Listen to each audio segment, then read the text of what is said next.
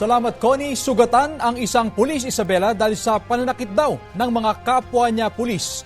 Habang sa Batangas, may lalaking Chinese na dinukot daw ng mga kapwa niya rin Chinese. Ang mainit na balita hatid ni Denise Abante ng GMA Regional TV, Balitang Southern Tagalog. Isang itim na SUV ang nakunang mabilis na umalis sa Santo Tomas City, Batangas. Dito umano isinakay ang 38 anyos na lalaking Chinese na dinukot daw ng 4 Tsino. Base sa investigasyon ng pulisya, naglalakad ang biktima patungo sa kanyang sasakyan mula sa inuupahang bahay ng kaibigan. Pauwi na raw sana siya sa Tanawan City nang dukutin umano ng mga kapwa Chinese. Ang kaibigan ng biktima ang nagkuwento ng pangyayari sa Pinay na live-in partner ng biktima na agad namang nag-report sa pulisya. Kung titingnan natin yung circumstances, yung biktima lang po talaga ang pakay ng mga kumuha based sa aming mga initial na findings. Since itong biktima ay dati pong nagtatrabaho sa Pogo, engaging po sila sa paglalaro ng online gambling sa casino.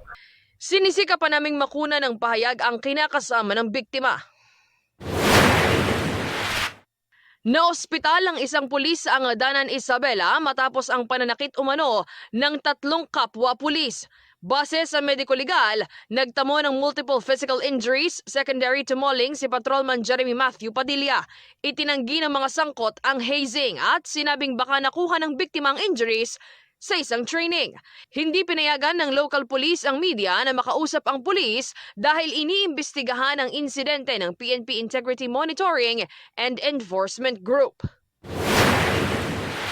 Sa Barangay Bued, Calasiao, Pangasinan, may isinagawang prosesyon ang mga taga-simbahan at ilang opisyal ng barangay sa National Highway. Kasabay nito ang pagdarasal. Ayon sa Barangay Council, ginawa ito kasunod ng hiling ng ilang residente na basbasan ang kalsada dahil sa mga sunod-sunod na aksidente roon. Simula April 11, 4 ang nasawi dahil sa mga aksidente sa naturang highway, kabilang ang isang batang 2 taong gulang.